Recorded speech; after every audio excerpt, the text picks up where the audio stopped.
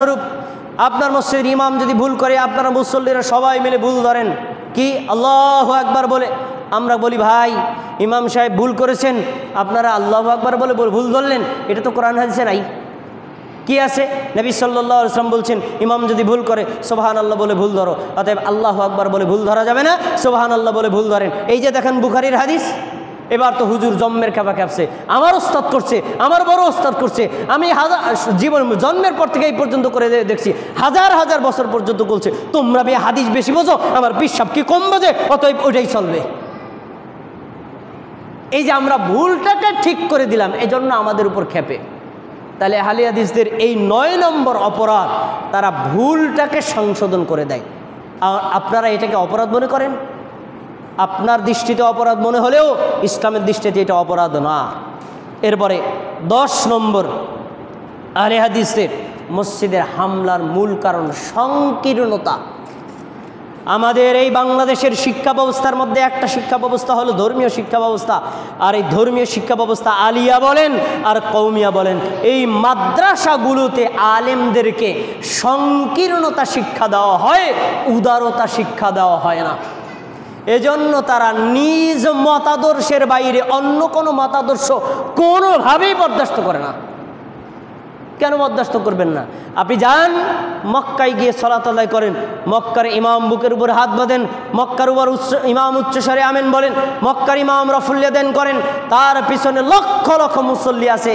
কেউ আস্তে আমিন বলে, কেউ জোরে আমিন বলে, কেউ বুকের উপর হাত বাঁধে, কেউ নাভির উপর হাত বাঁধে, কেউ হাত বাঁধেই না, কেউ অন্য পদ্ধতিতে সালাত আদায় করে।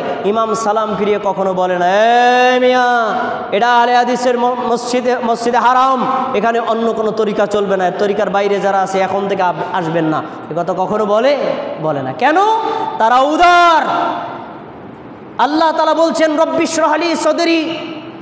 মুসা আলাইহিস সালাম আল্লাহর কাছে বলেছিলেন, আল্লাহ আপনি আমাকে দ্বীনের দাঈ বানাবেন, শুধু দাঈ বানালে হবে না, আপনি আমার বক্ষটাকে প্রশস্ত করে দেন। আমার বুক যদি হয় 1 বিঘত, আমার বুকের কলিজাটা হবে 10 হাত।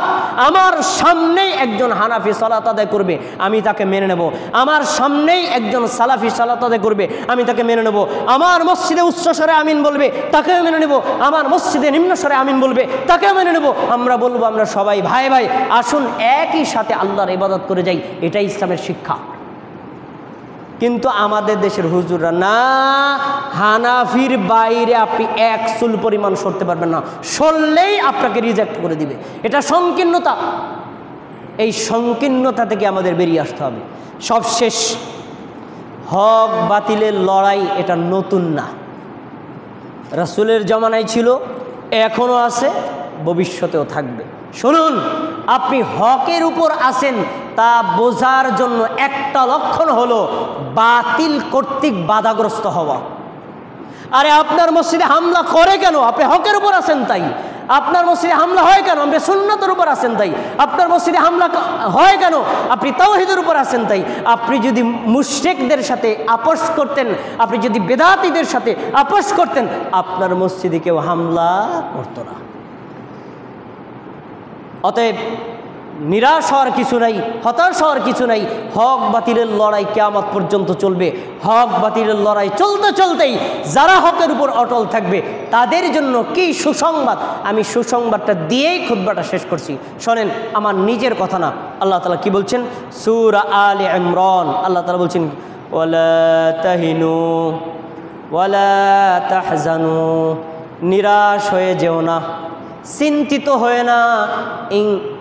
ওয়ালা তাহিনু ওয়ালা তাহজানু, তোমরা হতাশ হয়ে যেও না, চিন্তিত হয়ে না, ভারাগ্রস্ত হয়ে না, মন খারাপ করো না। কি? ওয়া আনতুমুল আ'লাউনা ইন কুনতুম মুমিনিন, তোমরা যদি ঈমানদার হও, তোমরা যদি তাওহীদবাদী হও, তোমরা যদি সুন্নাতপন্থী হও, তোমরাই বিজয় হবে ইনশাআল্লাহ। এ কথা কার? আল্লাহ। আল্লাহর পক্ষ থেকে সুসংবাদ। তাওহীদের উপর থাকবে, ইমানের উপর থাকলে, সুন্নাতের উপর থাকলে আল্লাহ তাআলা আপনাকে বিজয় দান করবেন। তার বলে বলছেন, শোনো, ইয়ামসাসকুম করহুন ফাকাদ মাসাল কওম করহুম মিনহু, তোমাদের উপর হামলা করেছে, তোমাদেরকে রক্তাক্ত করেছে, তোমাদের মসজিদ ভেঙেছে, তোমাদের দাঁত ভেঙেছে, তোমাদের মাথায় হামলা করে রক্তপাত করেছে। এটা নতুন না, ইতিপূর্বেও হয়েছে। আয়াতটা খুলে দেখেন, একই কথা আছে, একই কথা। তোমাদেরকে নতুন হামলা করে নাই, ইতিপূর্বেও করা হয়েছে। তারপরে তিনি বলছেন, শোনো, ওয়াতিলকাল আইয়ামু নুদাউলুহা বাইনান নাসি ওয়ালিয়ালামিল্লাযীনা আমানু।